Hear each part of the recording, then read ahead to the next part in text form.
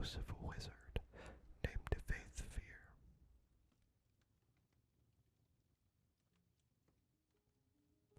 The Doors of Oblivion, Part 2. Faith Fear was not easy to reach, and he was reluctant to share with Mori and Zenas the secret door to Oblivion. Fortunately, my master's knowledge of lore impressed Fear, and he taught him the way. I would be breaking my promise to Zenas and Fear to explain the procedure here, and I would not divulge it even if I could. If there is a dangerous knowledge to be had, that is it. But I do not reveal too much by saying Fear's scheme relied on exploiting a series of portals to various realms created by a Delbani wizard long missing and presumed dead. Against the disadvantage of this limited number of access points, we weighed the relative reliability and security of passage, and we considered ourselves fortunate in our informant. Morian Zenas then left this world to begin his exploration. I stayed at the library to transcribe his information and help him with any research he needed. Dust, he whispered to me on his first day of his voyage. Despite the inherent dreariness of the word, I could hear his excitement in his voice echoing in my mind. I can see from one end of the world to the others in a million shades of gray. There is no sky or ground or air, only particles floating, falling, whirling about me. I must levitate and breathe by magical means. Zenas explored the nebulous land for some time, encountering vaporous creatures and palaces of smoke. Though he never met the Daedric prince, we concluded that he was in Ashpit, said to be the home of Malakat, where anguish, betrayal, and broken promises filled the bitter air like ash. The sky is on fire, I heard him say as he moved on to the next realm. The ground is sludge but traversable. I see blackened ruins all around me, like a war was fought here in the distant past. The air is freezing. I cast blooms of warmth all around me, but it still feels like daggers of ice stabbing me in all directions. This was Coldharbour, where Molong Ball was the realm's Daedric prince. It appeared to Zenas as if it were a future Nirn governed under the Lord of Brutality, desolate and barren, filled with suffering. I could hear Morian Zenas weep at the images he saw, and shiver at the sight of the imperial palace, spattered with blood and excrement. Too much beauty, Zenas gasped when he went to the next realm. I am half blind. I see flowers and waterfalls, majestic trees, a city of silver, but it is all a blur. The colors run like water. It's raining now, and the wind smells like perfume. This surely is Moonshadow, where Azora dwells. Zenas was right, and astonishingly, he even had audience with the Queen of Dusk and Dawn in her Rose Palace.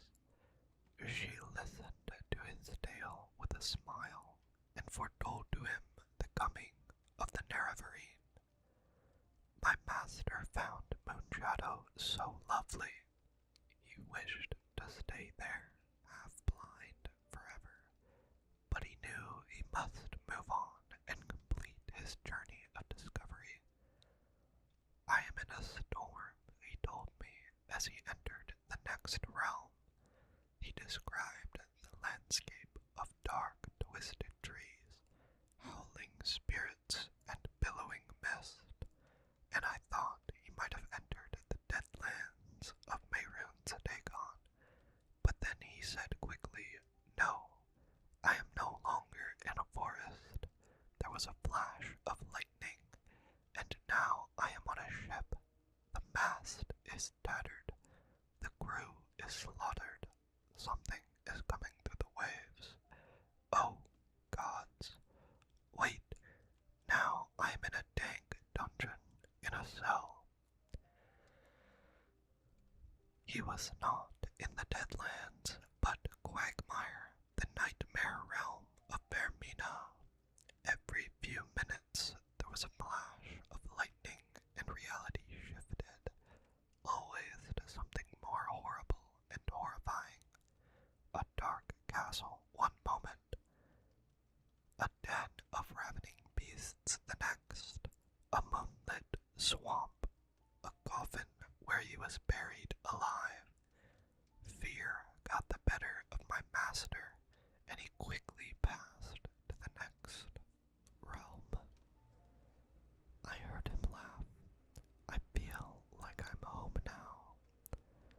Morian Zenas described to me an endless library, shelves stretching on in every direction, stacks on top of stacks.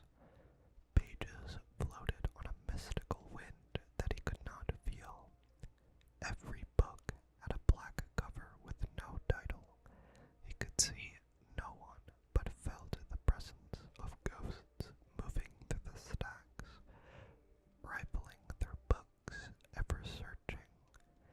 It was Apocrypha, the home of Hermaeus Mora, where all forbidden knowledge can be found. I felt a shudder in my mind, but I could not tell if it was my master's or mine. Morian Zenas never traveled to another realm that I know of. Throughout his visits to the first 4 realms, my master spoke to me constantly. Upon entering the Apocrypha, he became quieter as he was lured into the world of research and study. The passions that had controlled his heart of while on Nern. I would frantically try to call to him, but he closed his mind to me. Then he would whisper, "This cannot be. No one would ever guess the truth. I must learn more. I see the world, a last illusion's shimmer. It is crumbling all around us." I would cry back to him, begging him to tell me what was happening, what he was seeing, what he was learning.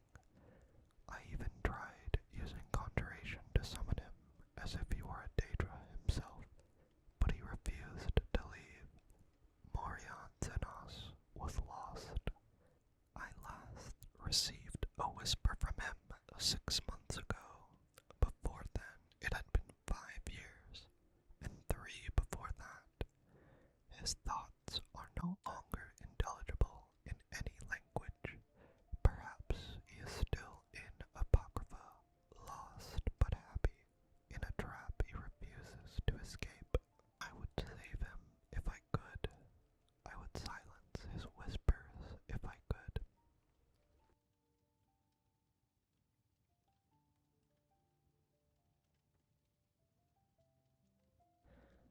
The Book of Daedra.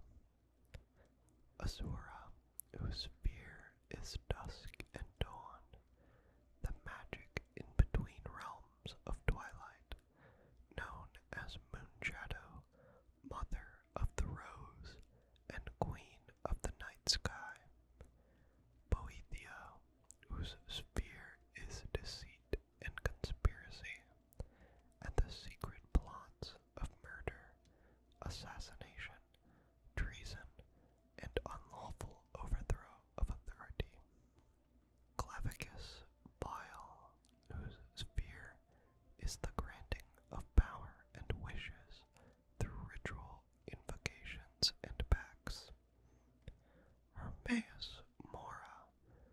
whose sphere is scrying of the tides of fate, of the past and future as read in the stars and heavens, and in whose dominion are the treasures of knowledge and memory. Here seen, whose fear is the hunt, the sport of Daedra, the great game, the chase, known as the huntsman, and the father of man-beasts. Malakath, whose fear is the patronage of the spurned and ostracized, the keeper of the sworn oath and the bloody curse. Mehrunes Dagon, whose fear is destruction, change, revolution, energy, and ambition. Mephala, whose fear is obscured to mortals, known by the names web spinner, spinner, and spider, whose only consistent theme seems to be interference in the affairs of mortals for her amusement. Meridia, whose fear is obscured to mortals, who is associated with the energies of living things. Molag Bal, whose fear is the domination and enslavement of mortals, whose desire is to harvest the souls of mortals and bring to mortal souls within his sway by spreading seeds of strife and discord in the mortal realms. Namira, whose fear is the ancient darkness, known as the spirit Daedra, ruler of sundry dark and shadowy spirits, associated with spiders, insects, slugs, and other repulsive creatures which inspire mortals with an instinctive revulsion.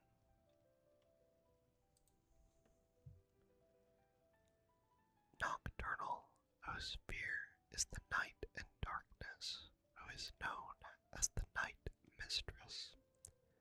Periite, whose fear is the ordering of the lowest orders of Oblivion, known as the Taskmaster. Sanguine, whose fear is hedonistic revelry and debauchery and passionate indulgence of darker natures. Sheogorath, whose fear is madness and whose motives are unknowable. Vermina, whose fear is the realm of dreams and nightmares, and from whose realm issue forth evil omens. Especially marked for special interest under the heading Malakath is a reference to Scourge, blessed by Malakath and dedicated to the use of mortals. In short, the reference suggests that any Daedra attempting to invoke the weapon's powers will be expelled into the void streams of Oblivion. Of the legendary artifacts of the Daedra, many are well known, like Ashora's Star and Sheogorath's Wabajak. Others are less well known, like Scourge, Makan's Hammer, Bane of Daedra. Yet though Malakath blessed Scourge to be potent against his Daedric kin, he thought not that it should fall into Daedric hands, then to serve as a tool for private war among Caitiff and Forsaken. Thus did Malakath curse the device such that, should any dark kin seek to invoke its powers, that a void should open and swallow that Daedra, and purge him into Oblivion's void streams, from thence to pathfind back to the real and unreal worlds in the full order of time.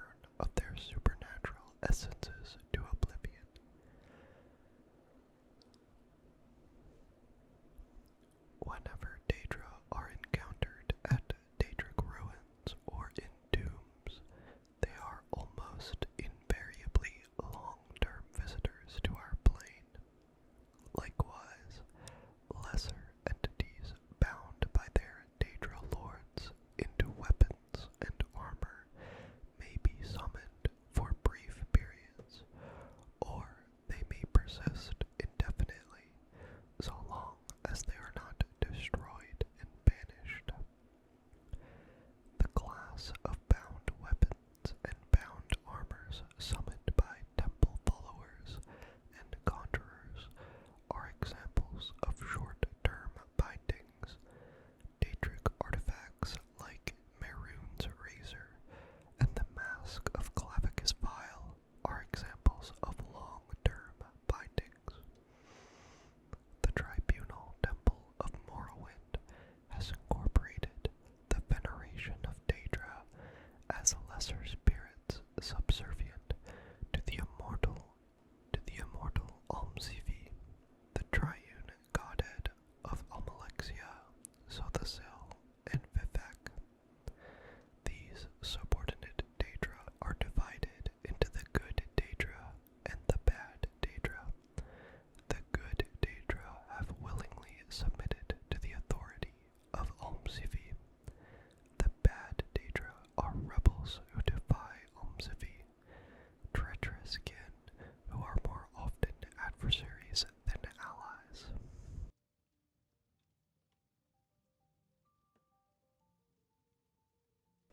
On the Nature of Coldharbour by Prestus of Elenir.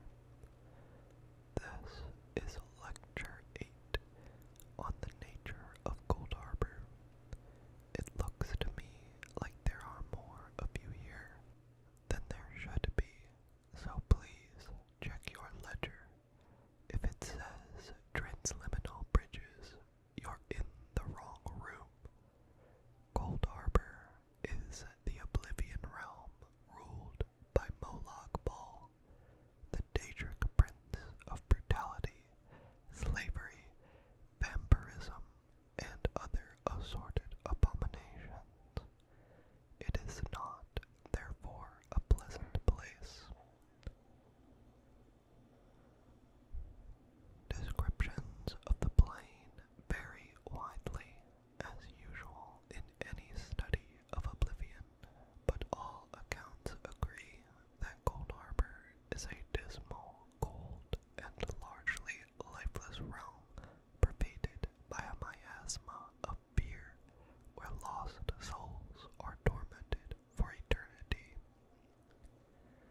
This emphasizes the point made in my previous lectures that a plane of Oblivion, being made of the very stuff of chaos, takes on form and character that reflects the nature of its ruler.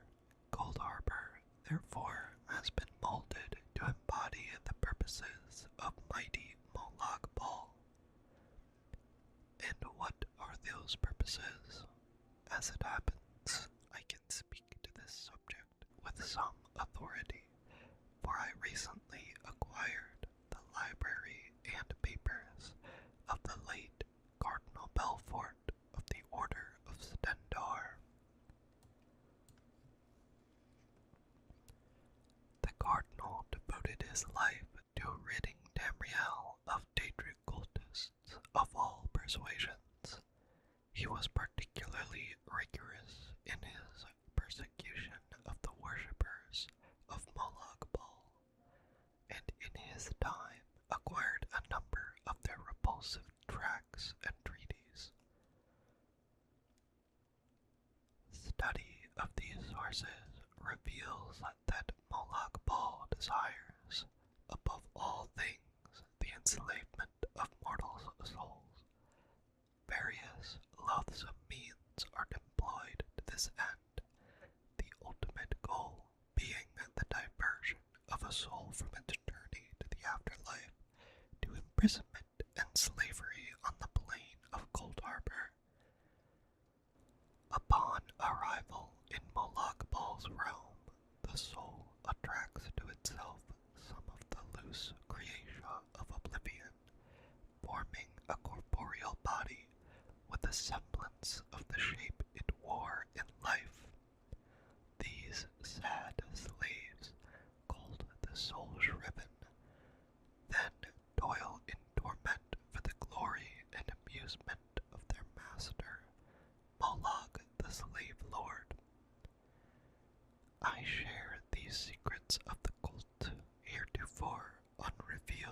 so that you may. What is that confounded commotion out in the hall? How am I supposed to lecture over those blood-curdling screams? I can't work under these conditions. On Oblivion by Zenas. It is improper, however customary, to refer to the denizens of the dimension of Oblivion as demons.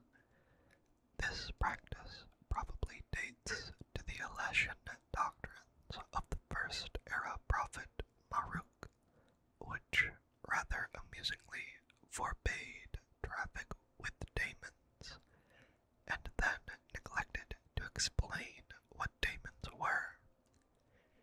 It is most probable that daemon is a misspelling or etymological rendition of Daedra, the old elfin word for those strange, powerful creatures of uncertain motivation who hail from the dimensions of Oblivion.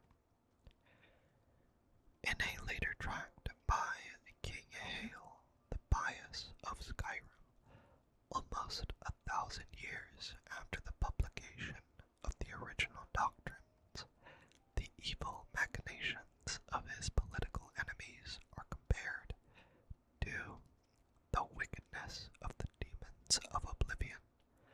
Their depravity equals that of Sanguine itself. They are cool as Boethia, calculating as Malak Bal, and mad as Sheogorath. Hail, the pious king, thus long-windedly introduced 4 of the Daedra lords to written record. But the written record is not, after all, the best way to research Oblivion and the Daedra who inhabit it. Those who traffic with daemons seldom wish it to be a matter of public account. Nevertheless, scattered throughout the literature of the first era are diaries, journals, and notices for witch burnings, and guides for Daedra slayers. These I have used as my primary source material.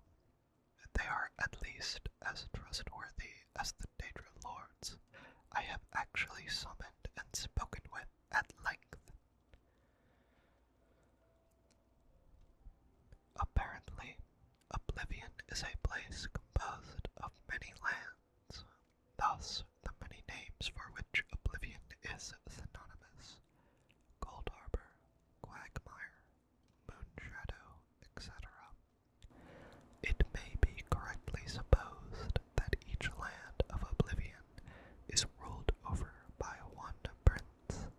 The Daedric princes whose name appear over and over in ancient records, though this is not an infallible test of their authenticity or explicit existence to be sure, are the aforementioned Sanguine, Boethia, Malak Bal, and Sheogorath, and in addition Azura, Mabala, Clavicus Vile, Vermina, Malakath, Ormeus, or Hermaeus, or Ormias, or Herma,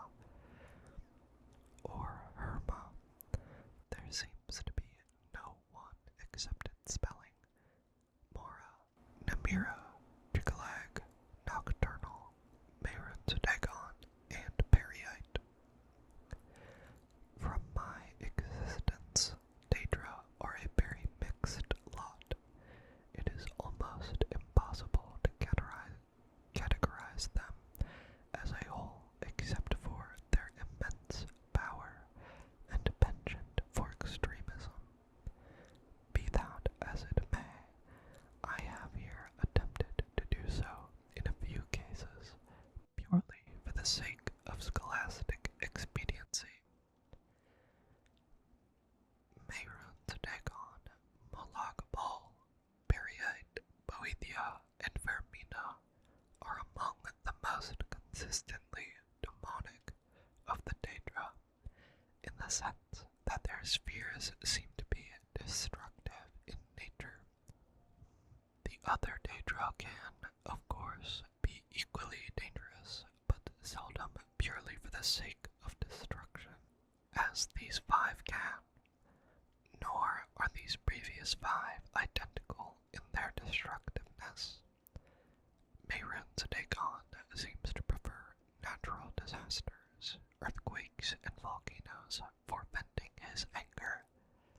Molag Bal elects the employment of other Daedra, and Boethia inspires the arms of mortal warriors. Periite's sphere seems to be pestilence, and Vermina's torture. In preparation for the next installment in this series, I will be investigating 2 matters that have intrigued me since I began my career as a Daedra researcher. The first is on one particular Daedra, perhaps yet another Daedric prince, referred to in multiple articles of Incunabula as Hircine. Hircine has been called the huntsman of the princes and the father of man-beasts, but I have yet to find anyone who can summon him. The other, and perhaps more doubtful, goal I have is to find a practical means for mortal men to pass through to Oblivion. It has always been my philosophy that we need only fear that which we do not understand, and with that thought in mind, I ever pursue my objective. The Slave Pits of Coldharbour. Key briefing 3 of 97. So you survived your first 2 shifts in the pits without discorporation or being sentenced to the Scathe Rings, and now you think you know it all. Not so, Kinworm. We give you the easy tasks for the first couple of shifts, jobs any idiot can do so you won't embarrass us with your all too likely failure. But now it's shift 3, Kinworms. Now we talk quota. These soul-shriven weren't brought to the pits for your amusement, you know. As in Overkin, I can tell you they weren't brought for my amusement either. They're here solely for the amusement of the Dreadlord, and he takes a lot of amusing, so pay attention. You're going to be assigned a gobble of soul-shriven. You're going to be told what they need to do, and then you're going to make sure they do it. And you're going to be brutal about it. That's the good part, but also the tricky part, because we only get so many soul-shriven, and we have to make them last. They must suffer, of course, or you won't make your torment quota, but you can't use them up too soon, or you'll miss your toil quota. And if you miss either quota, well, you've seen the Scathe Rings. So that's what it's all about, Kinworms. Toil and torment, and maintaining the balance between the 2. Some of you will fail and suffer slow and agonizing discorporation, but others will find their inner abominance and triumph, exceeding quota and earning time in the bliss cells. It's up to you, Kinworms. Cut it or scathe.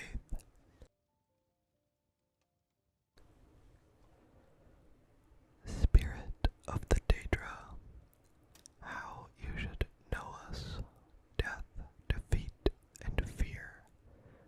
We do not die. We do not fear death.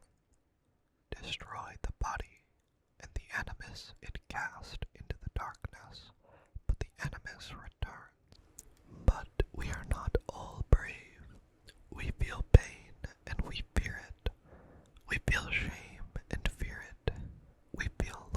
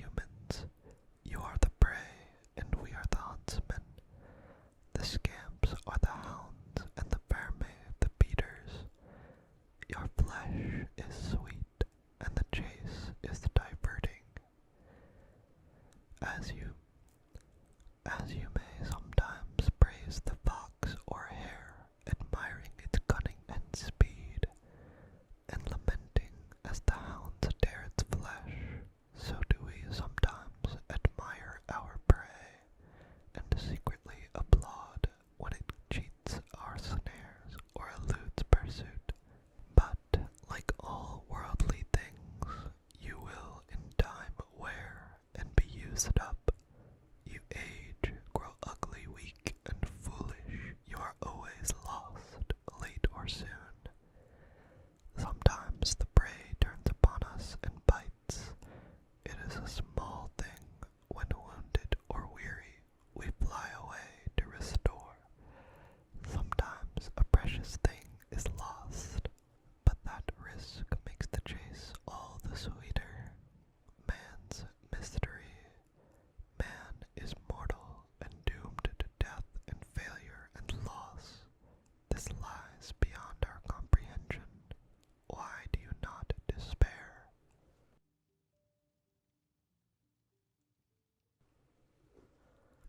Varieties of Daedra, Part 1, by Aranea Trathon, Healer and Dissident Priest. There is little chance of our ever understanding the various orders of Daedra and their relationships to the Daedra lords and their dominions. Of the varieties of Daedra that appear in our world, and the varieties of their relationships to their fellows and their Daedra patrons, there is no end. In one place and time they are seen to be this, and in another place and time they are seen to be the opposite, and in another place and time they are seen to be both this and that in completely contradictory terms. What Daedra serves this prince, what Daedra gives orders, and what Daedra serves, and in what hierarchy and under what circumstances, what Daedra exist in fellowship with one another, and what Daedra have eternal enmity to one another, and what Daedra are solitary or social, and by turns solitary or social. There are no limits to the varieties of behaviors that may be observed, and in one place they may be this, and in another place they may be that, and all rules describing them are always found to be contradictory and in exception to others. Further, from whom may we seek answers to our questions about these orders? From mortals who know little but what they may observe of another world, from the gods who speak in riddles, of enigmas wrapped in mysteries, and who keep things from us. The better to preserve